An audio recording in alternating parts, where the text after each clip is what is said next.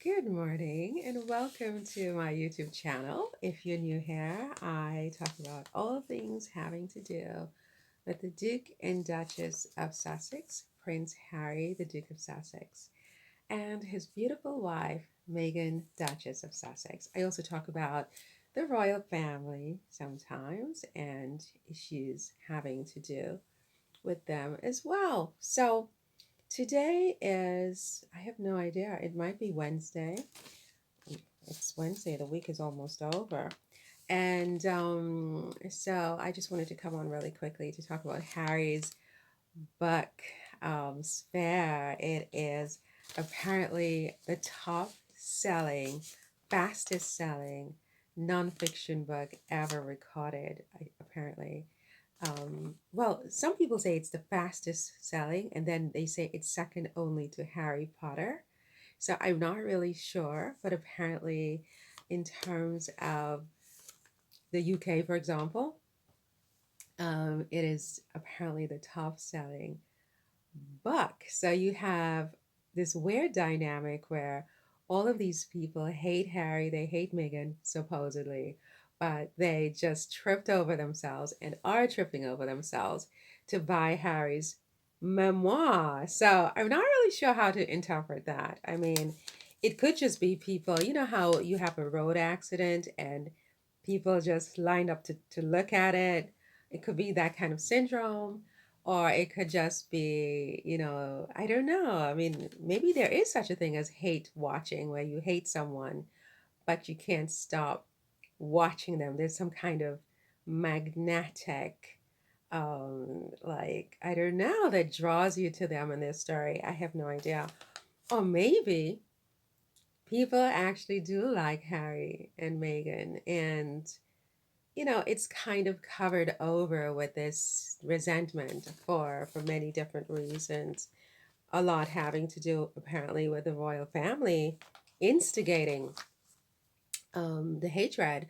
And you know what? I mean, I have said that I don't think the British people are ready to accept this idea of, this mixed race people in the line of succession to the British throne. And I'm standing by that. I believe that deep down there are a lot of people like that.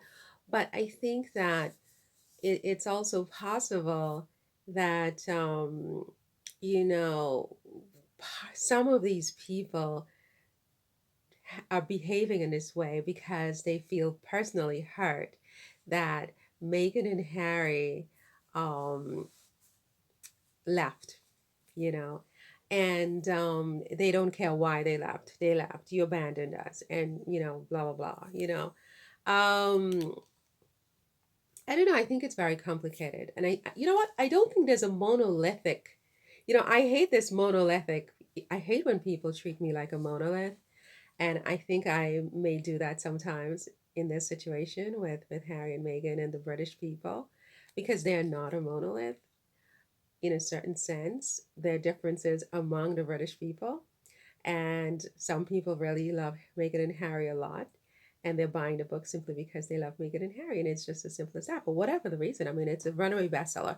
I did try to find it yesterday, and I could not in my local shop. So I have to, I mean, I'm not even sure how much it costs, and it could mean that I can't eat for a week, quite literally. But I have to try to track it down. But yeah, I just tried to track it down yesterday. What are the odds that they would have Harry's book in here? I think almost zero, because everything is in French.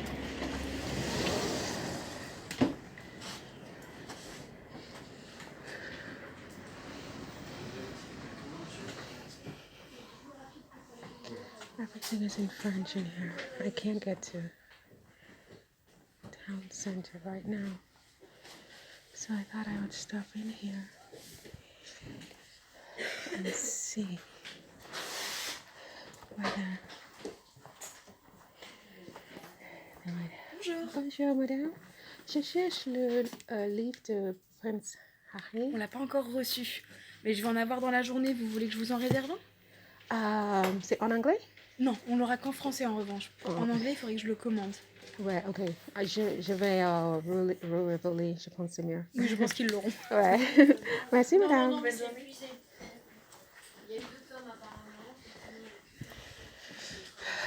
All right, they don't have it. In this one, everything is in French.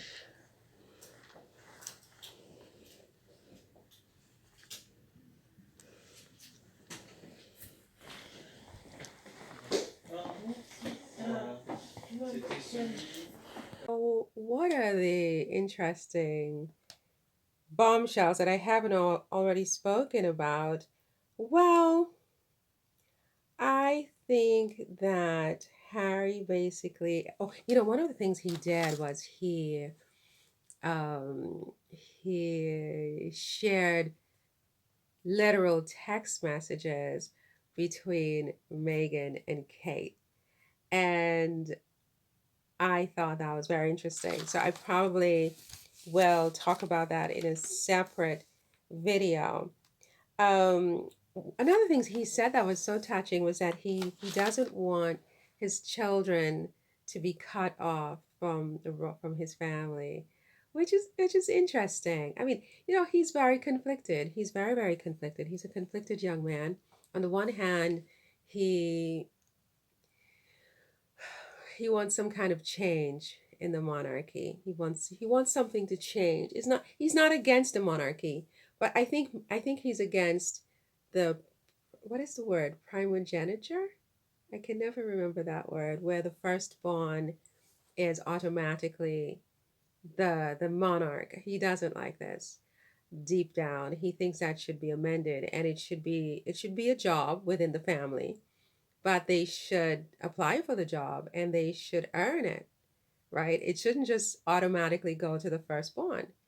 Um, because that's very, very, it's like sexism and racism. It's very old school ideas from past centuries where men were the only ones who mattered. And then you also have ageism, and there's so many isms that they have left us with. They left us with a lot of beautiful things, beautiful architecture, ideas about law and justice, which they could write but could not necessarily live. They could talk the talk but couldn't fully walk the walk. They left us with philosophy and just so many beautiful things, but they also left us with a lot of toxic things. And I think Harry's story, at least to me, is saying that we're at a point in history where we've got to revisit some stuff and we have to tweak some stuff. We can't just continue on with the traditions. The time has come for new traditions, you see? And oh my God, I just got goosebumps when I said that. Oh, I think we're at that point where we need new traditions. We need to pivot, right? We need also to tweak some things, and we need to go back in there, and we need to do some extra things as well before we can go forward. um, Sort of like with my lawsuit against the British state. It's like there's some things we forgot to do, you know, as the people alive now in this situation that we all inherited, and we gotta fix it. Okay, we have to fix it, and we have to cleanse ourselves of the toxicity that our forebears left us with. Not everything they left us with is toxic, okay? Not everything they left us with is bad. So much is beautiful. We're so lucky that they were first in some ways. But in other ways, they made some really colossal mistakes. And they had some ideas that were not the best ideas. Why is it still to this day only the firstborn? Because it's easier? Maybe. Maybe. But I don't think it works anymore. I don't think it works anymore. If you are going to have a monarchy, I think they need to consider changing how succession is done in the family to, I mean, it could become a bloodbath, really, because, okay, so now you say, okay, it's who earns it. Then how are we going to determine that? Are we going to leave it to the family to decide who's going to be the one to make the decision about who will be the monarch? Is it going to be the parliament? And how is that going to look? Why not just have a prime minister and forget the monarchy completely if you're going to do that, if you're going to change those rules?